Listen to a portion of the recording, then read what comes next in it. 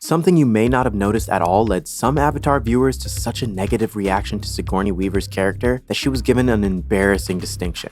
What was it? Keep watching. What made cigarettes cool? Arguably, it was the Hays Code. Installed in 1934, the Hollywood Production Code, also called the Hays Code, was a self-censorship device that major film studios adhered to in order to avoid government-imposed penalties. The Hays Code was notoriously strict about depictions of sex and violence in American film. They not only cut nudity, profanity, and murder, but also any depictions of homosexuality, divorce, miscegenation, drugs, childbirth, and taking the Lord's name in vain. The Hays Code also included a list of caution items that urged good taste. Noticeably absent from the list was cigarettes. Tobacco use was fair game in feature films, and not everyone was happy about that.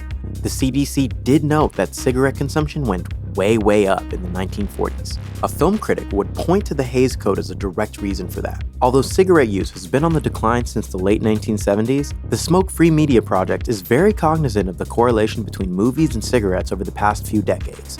They have a website devoted to tobacco use in feature film, grading every movie they examine on a scale of how glorified tobacco use is. In 2009, the project put the biggest movie in the world into their crosshairs. Evidently, James Cameron's Avatar, specifically the character of Dr. Grace Augustine, played by Sigourney Weaver, was awarded the dreaded Black Lung. In Avatar, exobiologist Dr. Augustine works on the distant moon Pandora, where she is seen drinking and taking drags on cigarettes while she works in her lab. Occasionally, she shunts her consciousness into a cloned alien body, which does not require any drinking or drugs. Augustine's actions caught attention and criticism from Stanton A. Glam, a representative from Smoke-Free Media, in an article for the New York Times. She likened Dr. Augustine's smoking to someone putting a bunch of plutonium in the water supply. What's wrong with this picture? Thank you. It's dramatic language to be sure, but Glance's point is clear. A forthright and admirable actress like Weaver, lovingly taking a pull from a cigarette, may give a bad message to kids who look up to her. Although Avatar was already rated PG-13, Glance was still incensed. Given the number of people who were watching Avatar, it made $77 million in its opening weekend, and would go on to earn $2.7 billion. The Smoke-Free Media Project felt the need to step in. Cameron responded to Smoke-Free Media with a hard stance. He argued that Dr. Augustine was not meant to be a role model. In abusing herself with drink and tobacco, Cameron was actually trying to make a statement. He explained, "She's rude, she swears, she drinks, she smokes." Also, from a character perspective, we were showing that Grace doesn't care about her human body, only her avatar body, which again, is a negative comment about people in our real world living too much in their avatars, meaning online and in video games.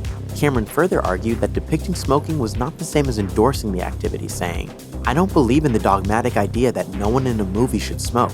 Movies should reflect reality.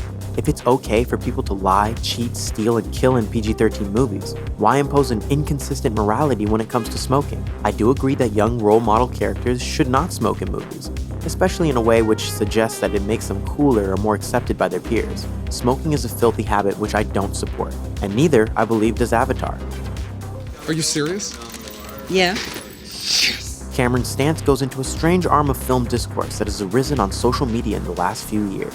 Does depiction always equal endorsement? Some feel that any activity seen on a screen is a tacit approval of said activity, and that showing something morally dodgy, illegal, or outright wicked is meant to be a commercial. Although not always logical, the notion has been used to argue against drug use, sex, and, well, plenty of other things covered in the Hays Code. While many audiences seem to have internalized the Hays Code in its absence, others, like Cameron, stand up strong against it.